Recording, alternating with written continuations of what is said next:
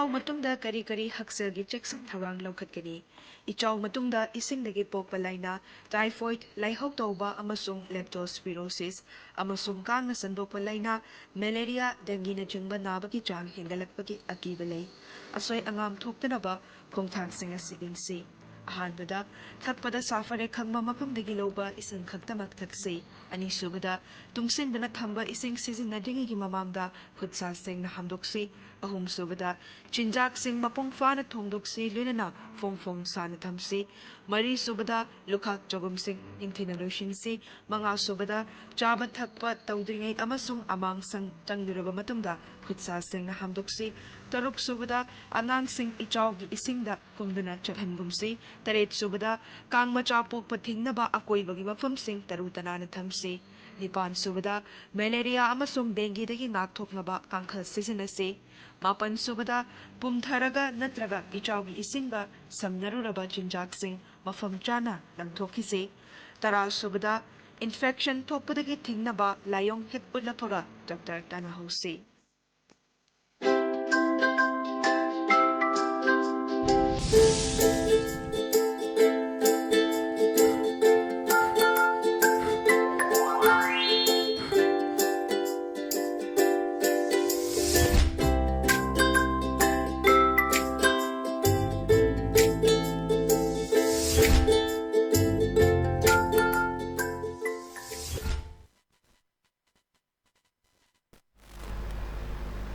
Kromjari good afternoon, ELITETV ki test of cartoon mahao meng tabirusu ahmataram lokshari. Maru ngasi infala pongwa pause singi cartoon singda cartoonist na kari haining liba kari phongdong liba kari wakal khanang liba abdu miyam sanunga thamjage ahan belokhasage sanga express ki onthok pani da harista onthok pani da hariba cartoon si yengbiu yam phajaba koi India gi map amani India gi map sina koi gi makha dare sen Narendra Modi man bani Narendra Modi man masida hangba lepaga leire Narendra Modi mang phis hange Modi ji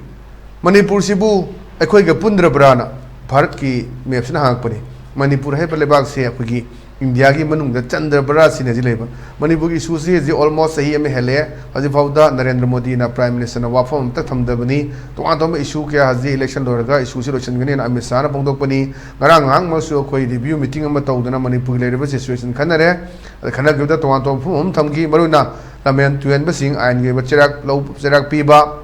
aduga akoi maruina darkar leiragadi ahen ba force hajen ba aduga leiriba furu ani marakta wari batai sana bai bani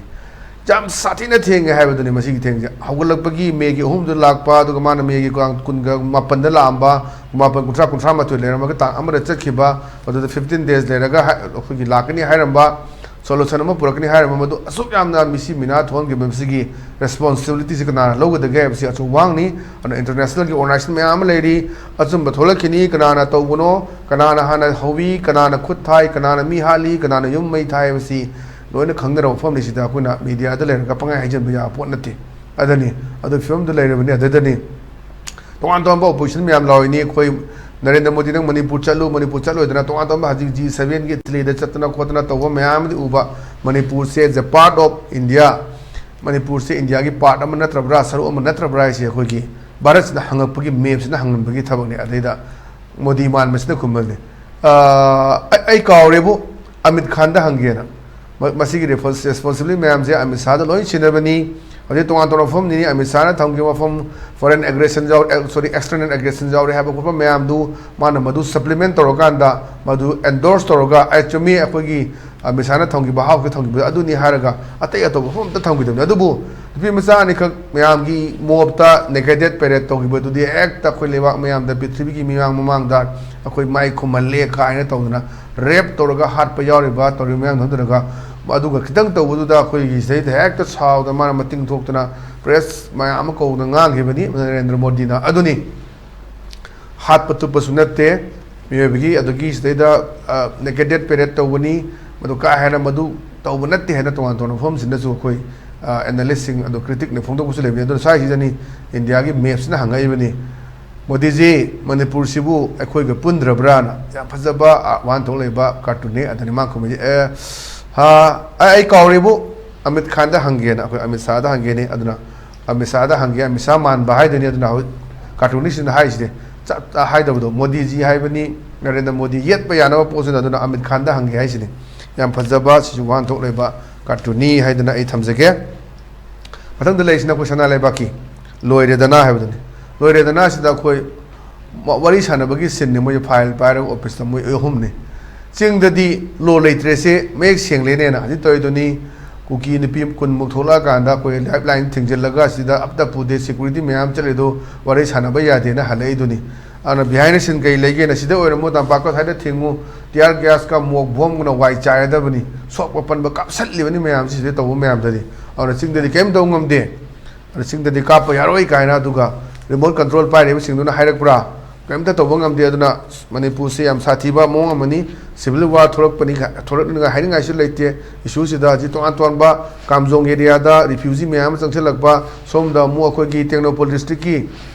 Maring tawa jaga da mayam changkhel le haibi wafum si maring gi mogi lup tu na phongdora ko wafum sing si lairabadoni ari som da mu ango ching da mu kene b na NSNIM gi captain ama hat khrena issue si tarai ne sum yengmi mongda lairagadi madu afabo oroi duni achouba lanjao ma thorok loi haingai leite manipur si acho dumba mini india ni ton ton phurup mayam tabalam damni da koi kuki oina lejaroi koi naga oni su lejaroi koi di koi lejage ba dumba phurup mayam su leiri bani अरे next day चिंग दी लो लेट्रे से make Seng लेने ना ले इमा मचा ने pin Hayek बनी मोगी इरा हेक लोय बगा लो चना न होनरी ना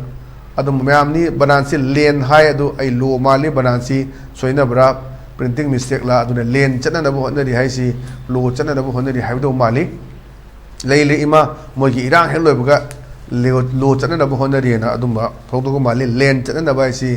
लेन चिदी आ थखरा थोक त्रे अदना कोगी टाइपिंग मिस्टेक कुमा माली फिल्म दुनिया दुना चिंग द लो लेट्रे है मैम खै तो इजनी थिंगन म तो थिंगन बा मैम था हुम हेना को इकोनॉमिक ब्लॉकेज थगी दुनी अजु फिल्म द लेबदी अदुना चिंग हमसुं तमनी सिदा कोगी आइन दे चमारबनी सिना रिक्शा ड्राइवर के आइन नि रिक्शा ड्राइवर के आइन अमो लगनी पोजोन बिगे आइन अमो ओइगनी चीफ मिनिस्टर ना लाइन अमो ओइगनी अदु लेते चप माने लो गे मेंग ददी अदुनी स्वाइसदा लो लेत्रबरा हाइनो हंग मखक hang pa ya phajaba wan thok leba cartoon hamjege mathang da leisina koi pungna phomgi balo haib doni balo sida koi thaina gi hanagi sem man ba ma yaure adagi hauji akoi gi tamo joy man bam su yaure wari sana bagi sinne adida ama sida hairak paduni sem jiri khomje tokre haina da hanagi selfie leader man masin noga kalenda khudai kangdi haiduni aigi ukhul gi thodok to ningsing la i gaina ukhul la koi nomai kapsilak bigi tawgi ba adugi ki dena chatri ra ka haibagi wakhan ne phongdore se duna akoi kali da khudai kangde kai ju haine aduga kalenda khudai kangde aduna haibju yaure awna kalenda khudai kangde haiduni aigi ukhul gi thodok to ningsing la ena ukhul la jaba matam da kapthara ki du ki dena chatra bra ka haina haibagi wafam ma thambadni sum kai gino handa di de sakane na pajamyam da हाइदो उरगा चखिदबसि करी मरम गिनो चटपदा क्याम काइबे ले अदक ngरang famgi ba khoi mifam duda manipur gi chim sakidobagi baton torok tribano karigi yaw tribano haibasi to anto mo hang me am lai ani kari gino ko na wari sanen lori bra chimnes yaw trib kaina ma gi khongbi khongraw khra thar ga yadori bra awne chief secretary thare adigi DGP thare aduga security advisor thare modana wore odum lobo ngam dori bra haibu hang sisu yana phajaba ani aduna si maju hangba wahang ni karino behind the scene kai lege haiba sona kada animated suspension lakadra ka haibagi mayama wahang mayama hangnak pa yauri yengmata bani ana size dani laire post adum sina ngaki khoi mamang thokki thodok tu ninjanga ga aigi thodok to ninjanga ida ka ina haiba ngak su nohon ba aduga flashback ama pi bani na thamjage mathang da laisina khoi hoilan paugi as loire haibdani as loire sida mantri MLA mandon si mayam sina loi ma khoi praja sida hangba lakpani lekai si kari kari semningai leiyena adedamana akhoi gedi karim leijadena semningai si aduna ngakpadoni khoi pamjadre pele na khoi sembirak tra mayam do hanga sum tokiba haji nongju thani adu nongju thaji nong phajan ta jemni jun july se khoi nongju thani do ji turen maruda mayam ma adagi enhancement area da loi koktokiba mayam ma climatic achoba change ama laiba mayam sini aduna hajik se khoi adum thakai henjela abani jun july sida koi nong ta ga doini nong se ta jebni maduna muk toroga koi lau tha ba khot pa kari kra me ama tong doini madu gi do koi ngam da leidina suda popi tha bagi ching tem thokpa mayam uwa yan tatpa mayam aduni sai ji kari kari awar pa le na kem awar pa jedri na hai na khuma podne do nga aga es kaino ne na nga aga le bagi film duni mathang de lai sina khoi naul thodang gi hawa do leirang do hai duni hawa do leirang do ba sidi jeng biu ade moi wari sanana japani ailani thabak chalu ra lakpada center na ngak laga yong na lopu talal le tawri se hadi lai post ni aduna khoi leiriba adagi chela khiba ngaktani kamane leirakhi ge ba kunda leitara khiba ba koi metai ge bati chai lisingani hen bagi puari leibani ngarang na da khiba myam dugi suni leisi adaida center na nga aga na je asana pun loi na nga kusini toisi ado jiriba amda asana pun kangudi kuki gi yumda lei hai duni tongan da leiba nataba suma myam lei an leiba myam se khoi sai chu nei na badi yaw gre akhoi maroi na khoi kuki ki kem sing thugai bada security force combined force thugai bada Assam rifles ta issue to ba poche myam phangwa moi sana thanaba supply to myam do loina phangbagi pot lai re baduni yeng na una usina den lai biduni koi myam mamang da cartoon myam ju yaw gre akhoi di lan kan balak nate lan jeng balak pani koi di mai muthat balak pani te mai chahan balak pani hana to an ba cartoonist sing na tang ko phum lai biduni adun sai da geopolitics sana bagi phum su lai bani myama lotion gini nah lotion jab ni hajute da security myam thajang re 70,000 ab me thajal lai grem ni adu kari gi modaka oidono misi mina pra ma to kre masi responsibility kana no matam du da wari sanana ko budi yadabra haji limitation cross to kana kana no wari sanaba tholak do ise yam lu bahang ni handak wari sanaba sanaba hauru re haibi matang do da sengdok na ba khondok na ba sengdo han ba myam yaw no tore buduni na प्रजा की खोलाव से ईश्वर की खोलाव ने है बदुनी अब यामना मसी situation से याम लो pony अदुन Saida centre ना ngaklगा Yong न लोपु ताले है तौरी सेना अदुन हाइजे नेजरा म लोपु तान यो फम दु लाक्तोनी अनि याम सेक्शन बा दरकार ओइदे हाबगी अचौबा मेसेज जम पिबा कार्टून ने थमजगे मथंग द लेसना खोय मणिपुर न्यूज की दसानी है बदुनी दसानी से वा ngang बनी मिनिस्टर सिना माने के हाइगदा लो योलो सिफाई चंगौरो हार फंगदेबगी वारा रोयना नोक्सु नोनिंग बनी हाइना लौदो योद ग्रोदो लौदो योन गदासु अमनदि लेदोरिमनी अदुसु दम हार दरकार ओइदोरिमनी अद मान हाइजे लौ योलो सिफाई चंगौरो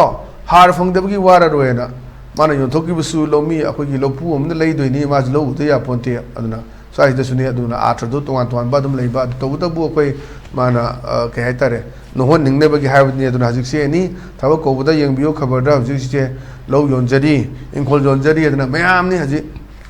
सरकार के थबक सिदि आइने हाइजबदो लो दितिन दाय अदुगा तोलोब दितिन दादे हाइदना मयाम चंगा गजि सरकार के थबक पियोन ओइगरा ग्रेड 4 ओइगरा मयाम एकता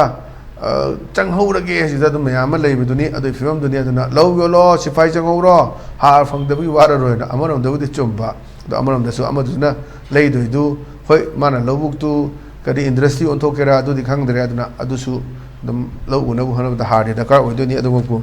mayam ngaktak no na thamba siju phajaba cartoon ne na thamjage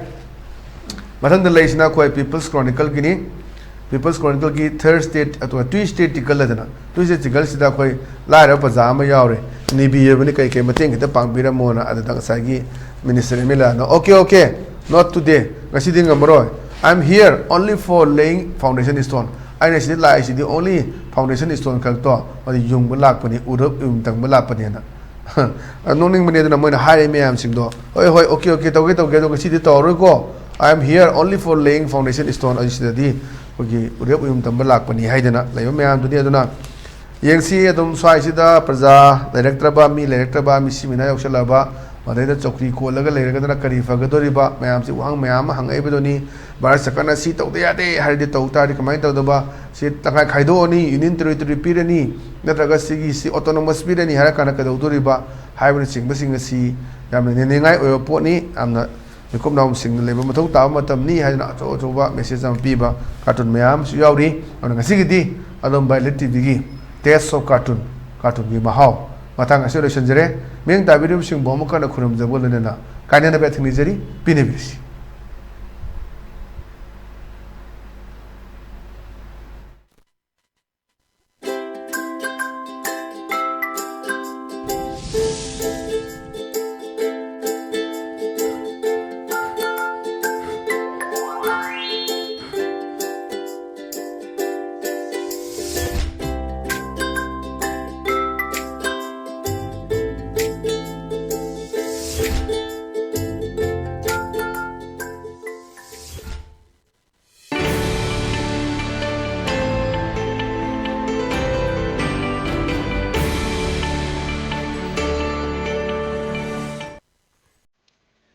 ꯏꯆꯥꯎ ꯃꯇꯨꯡꯗ ꯀꯔꯤ ꯀꯔꯤ ꯍꯛꯁꯦꯜꯒꯤ ꯆꯦꯛꯁꯤꯟ ꯊꯧꯔꯥꯡ ꯂꯧꯈꯠꯀꯅꯤ? ꯏꯆꯥꯎ ꯃꯇꯨꯡꯗ ꯏꯁꯤꯡꯗꯒꯤ ꯄꯣꯛꯄ ꯂꯥꯏꯅꯥ, ꯇꯥꯏꯐꯣꯏꯗ, ꯂꯥꯏꯍꯧ ꯇꯧꯕ ꯑꯃꯁꯨꯡ ꯂꯦꯞꯇꯣꯁꯄꯤꯔꯣꯁꯤꯁ ꯑꯃꯁꯨꯡ ꯀꯥꯡꯅ ꯁꯟꯗꯣꯛꯄ ꯂꯥꯏꯅꯥ, ꯃꯦꯂꯦꯔꯤꯌꯥ, ꯗꯦꯡꯒꯤꯅꯆꯤꯡꯕ ꯅꯥꯕꯒꯤ ꯆꯥꯡ ꯍꯦꯟꯒꯠꯂꯛꯄꯒꯤ ꯑꯀꯤꯕ ꯂꯩ꯫ ꯑꯁꯣꯏ ꯑꯉꯥꯝ ꯊꯣꯛꯇꯅꯕ ꯈꯣꯡꯊꯥꯡꯁꯤꯡ ꯑꯁꯤ ꯌꯦꯡꯁꯤ꯫ ꯑꯍꯥꯟꯕꯗ, ꯊꯛꯄꯗ ꯁꯥꯐꯔꯦ ꯈꯪꯕ ꯃꯐꯝꯗꯒꯤ ꯂꯧꯕ ꯏꯁꯤꯡ ꯈꯛꯇꯃꯛ ꯊꯛꯁꯤ꯫ ꯑꯅꯤꯁꯨꯕꯗ, ꯇꯨꯡꯁꯤꯟꯗꯨꯅ ꯊꯝꯕ ꯏꯁꯤꯡ ꯁꯤꯖꯤꯟꯅꯗ꯭ꯔꯤꯉꯩꯒꯤ ꯃꯃꯥꯡꯗ ꯈꯨꯠ-ꯁꯥ ꯁꯦꯡꯅ ꯍꯥꯝꯗꯣꯛꯁꯤ꯫ ꯑꯍꯨꯝꯁꯨꯕꯗ, ꯆꯤꯟꯖꯥꯛꯁꯤꯡ ꯃꯄꯨꯡ ꯐꯥꯅ ꯊꯣꯡꯗꯣꯛꯁꯤ, ꯂꯣꯏꯅꯅ ꯐꯣꯡ-ꯐꯣꯡ ꯁꯥꯅ ꯊꯝꯁꯤ꯫ ꯃꯔꯤꯁꯨꯕꯗ, ꯂꯨꯈꯥꯛ ꯆꯒꯨꯝꯁꯤꯡ ꯅꯤꯡꯊꯤꯅ ꯂꯣꯏꯁꯤꯟꯁꯤ꯫ ꯃꯉꯥꯁꯨꯕꯗ, ꯆꯥꯕ ꯊꯛꯄ ꯇꯧꯗ꯭ꯔꯤꯉꯩ ꯑꯃꯁꯨꯡ ꯑꯃꯥꯡ-ꯑꯁꯪ ꯆꯪꯂꯨꯔꯕ ꯃꯇꯨꯡꯗ ꯈꯨꯠ-ꯁꯥ ꯁꯦꯡꯅ ꯍꯥꯝꯗꯣꯛꯁꯤ꯫ ꯇꯔꯨꯛꯁꯨꯕꯗ, ꯑꯉꯥꯡꯁꯤꯡ ꯏꯆꯥꯎꯒꯤ ꯏꯁꯤꯡꯗ ꯀꯨꯝꯗꯨꯅ ꯆꯠꯍꯟꯒꯨꯝꯁꯤ꯫ ꯇꯔꯦꯠꯁꯨꯕꯗ, ꯀꯥꯡ ꯃꯆꯥ ꯄꯣꯛꯄ ꯊꯤꯡꯅꯕ ꯑꯀꯣꯏꯕꯒꯤ ꯃꯐꯝꯁꯤꯡ ꯇꯔꯨ-ꯇꯅꯥꯟꯅ ꯊꯝꯁꯤ꯫ ꯅꯤꯄꯥꯟꯁꯨꯕꯗ, ꯃꯦꯂꯦꯔꯤꯌꯥ ꯑꯃꯁꯨꯡ ꯗꯦꯡꯒꯤꯗꯒꯤ ꯉꯥꯛꯊꯣꯛꯅꯕ ꯀꯥꯡꯈꯜ ꯁꯤꯖꯤꯟꯅꯁꯤ꯫ ꯃꯥꯄꯟꯁꯨꯕꯗ, ꯄꯨꯝꯊꯔꯒ ꯅꯠꯇ꯭ꯔꯒ ꯏꯆꯥꯎꯒꯤ ꯏꯁꯤꯡꯒ ꯁꯝꯅꯔꯨꯔꯕ ꯆꯤꯟꯖꯥꯛꯁꯤꯡ ꯃꯐꯝ ꯆꯥꯅ ꯂꯪꯊꯣꯛꯈꯤꯁꯤ꯫ ꯇꯔꯥꯁꯨꯕꯗ,